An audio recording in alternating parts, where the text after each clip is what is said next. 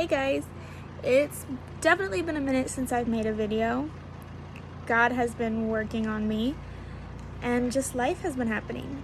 But I don't know who needs to hear this, but God has just been working, just telling me this in my spirit for a couple weeks now.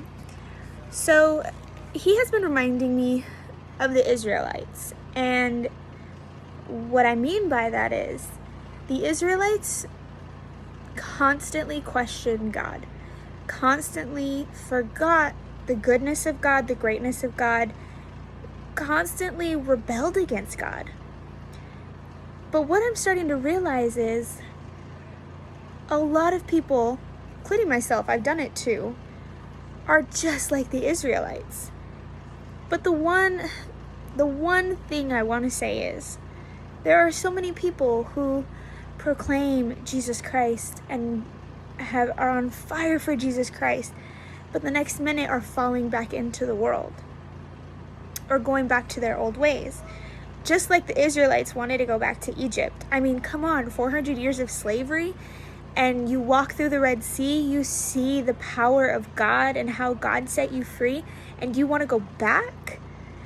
But so many of us are like that. So many of us have been set free, have seen the goodness of God, have seen the power of God, and yet we still choose or somehow go back to our Egypt. And that's not okay. And it's detrimental to us. If we've seen the hand of God, the power of God, the goodness of God, why do we choose to go back? What is happening? And also, the greatest gift, the biggest miracle that was ever given to us was Jesus dying on the cross, raising again to set us free. He went through all of that to set us free.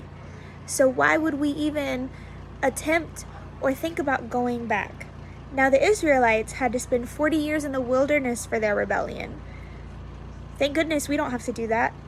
But we lose our sight of God. When we choose to go back, we lose our relationship with Christ. And I don't know about you, but I don't ever want to jeopardize my relationship with Christ. There's been times where I've messed up, and I clearly have felt like I have messed up.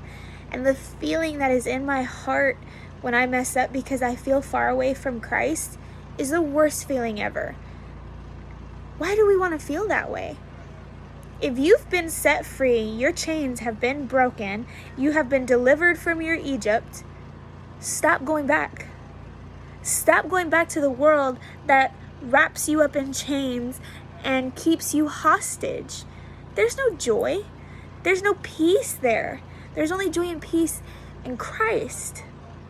We need to stop being like the Israelites. Let's use them as an example because they constantly questioned God. They constantly rebelled against Him. They literally walked through a parted sea because of God. And even after that, they questioned Him. And when it came time to go into the promised land, because of giants, they literally said that God set them free from Egypt so they could be delivered to the giants. How crazy is that? But how quickly we forget the goodness of God. If you've seen the hand of God, it's just like walking through the Red Sea, right? God has done enough in my life where it's been like my moment of walking through the Red Sea. And there's been moments where I forget the goodness of God. But the one thing I want to say is, sure, it's easy for us to trip up, and it's easy for us to sometimes doubt, okay?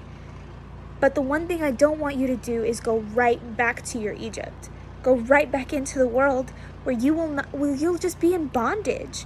Why do the things of the world and go back to the world when you have tasted the goodness of God? Right? Let's stop doing that. Let's just stop it. Let's be aware of what we're doing. If you have proclaimed Jesus Christ, be aware. Be aware of what you're doing. Be aware of what you're saying. Be aware if you're longing to go back to your Egypt.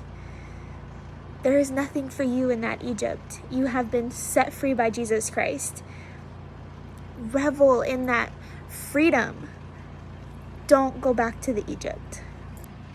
Ephesians 4:20-24 says, But that is not the way you learned Christ, assuming that you have heard about him and you were taught in him as the truth is in Jesus, to put off your old self, which belongs to your former manner of life and is corrupt through deceitful desires, and to be renewed in the spirit of your minds, and to put on the new self, created after the likeness of God in true righteousness and holiness.